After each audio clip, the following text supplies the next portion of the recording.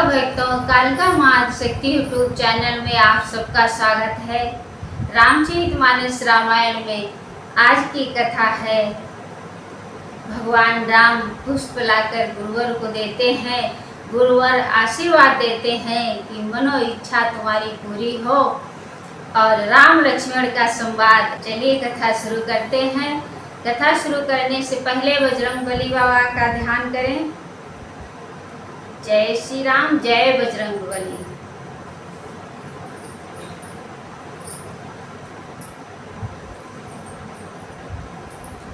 जानी गौरी अनुकूल सियहि हर सुन जाय कहि, मंजुल मंगल मूल वाम अंग फरकन लगे, हृदय सराहत सियल नाई, गुरु समीप गमने दो भाई। राम कहा सब कौशिक पाही, सरल स्वभाव छुअत छल नाही। सुमन पाई मुनि पूजा कीनी, पुण्य शीस दुहाई न दीनी। सुफल मनोरथ होई तुम्हारे, राम लखन सुनि भय सुखारे। करिबो जन मुनि वर वे ज्ञानी, लगे कहन कछु कथा पुरानी। विगत दिवस गुरु आय सुपाई, संध्या करन चले दो भाई। प्राची दिश शशि हुए सुहावा, सिय मुख सरिस देखु सुख पावा। बहुर विचारो की न बन माही, सिय बदन समहिम करनाही।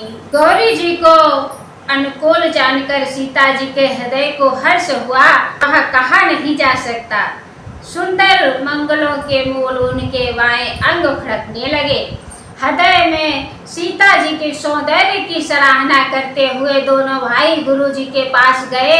श्री रामचंद्र जी ने विश्वामित्र जी से सब कुछ कह दिया, क्योंकि उनका सरल स्वभाव है, छल तो उसे छूता भी नहीं है।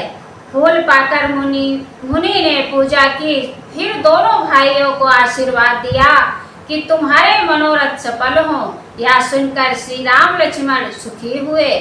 श्रेष्ठ विज्ञानी मुनि विश्वामित्र जी भोजन करके कुछ प्राचीन कथाएं कहने लगे। इतने में दिन बीत गया और गुरु की आज्ञा पाकर दोनों भाई संध्या करने चले। पूर्व दिशा में सुंदर चंद्रमा उदय हुआ। श्री रामचंद्र जी ने उसे सीता जी के मुख के समान देखकर सुख पाया। फिर मन में विचार किया कि यह चंद्रमा सीता जी के मुख के समान नहीं है। जन्म सिंधु पुनि बंधु विष, दिन मलिन सकल अंक। सिय मुख समता पावकी में, चंदुबा पुरो रंक। घटई बढ़ई बिरहिन दुखदाई, ग्रसई राहो निज संधि पाई। कोक शोक प्रद पंकज द्रोही, अवगुण बहुत चंद्रमा तोही। वैदेही मुख पट तर दीने, होई दोष बड़े अनुचित कीने। सिय मुख छवि विदु ब्याज बखानी, गुरु पहि चले निशा बड़ी जानी। कर मुनि चरण सरोज प्रणामा, आय सुपाई कीन्ह विश्रामा। विगत निसार गुनायक जागे, बंधु बिलो की कहन से लागे। विरहिणी स्त्रियों को दुख देने वाला है, राहु अपनी संधियों पाकर इसे ग्रस लेता है। चकवे को चकवी के वियोग शोक देने वाला और कमल का बैरी। चंद्रमा तुझ में बहुत से अवगुण है जो सीता जी में नहीं है, अतः जानकी जी के मुख की तुझे उपमा देने में बड़ा अनुचित कर्म करने का दोष लगेगा। इस प्रकार चंद्रमा के बहाने सीता जी के मुख की छवि का वर्णन करके बड़ी रात हो गई। जान वे गुरु के पास चले।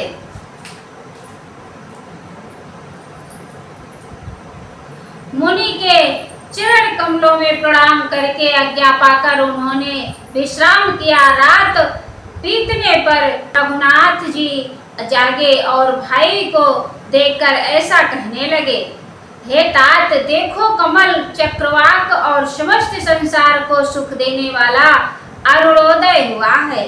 लक्ष्मण जी दोनों हाथ जोड़कर प्रभु के प्रभाव को सूचित करने वाली कोमल वाणी से बोले, अरुणोदय सकुचे कुमुद उड़े घन ज्योति मलिन, जिम तुम्हारे आगमन सुने भय न पति बलहीन। अरुणोदय होने से कुमुदिनी सकुचा गई और तारागणों का प्रकाश फीका पड़ गया। जिस प्रकार आपका आना सुनकर सब राजा बलहीन हो गए हैं। नप सब नखत करहिनि उजियारी, तारि न सकहि चाप तम भारी। कमल को कमधु कर खगनाना, हर से सकल निसाय अवसाना। ऐसे ही प्रभु सब भगत तुम्हारे, हुई है टूटे धनुष सुखारे। उभय भानु बिनु श्रम तम नासा, दुरे नखत जगते जु प्रकाशा। रवि निज उदय व्याज रघुराया, प्रभु प्रताप सब नपन दिखाया। तब भुजबल महिमा उद्घाटी, प्रगति धनु विघटन परिपाटी। बंधु वचन सुन प्रभु सकुचाने, होई सुचि सहज पुनीत नहाने।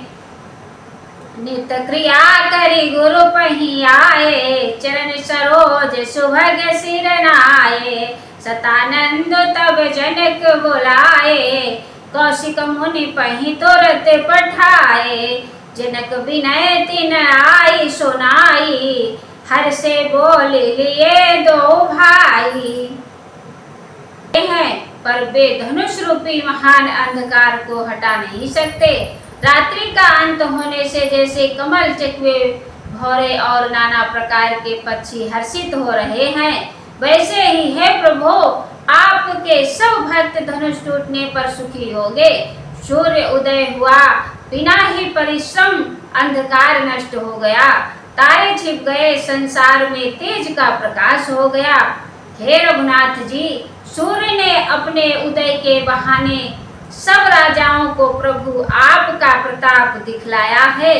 आपकी भुजाओं के बल की महिमा को उद्घाटित करने, खोलकर दिखाने के लिए ही धनुष तोड़ने की यह पद्धति प्रकट हुई है।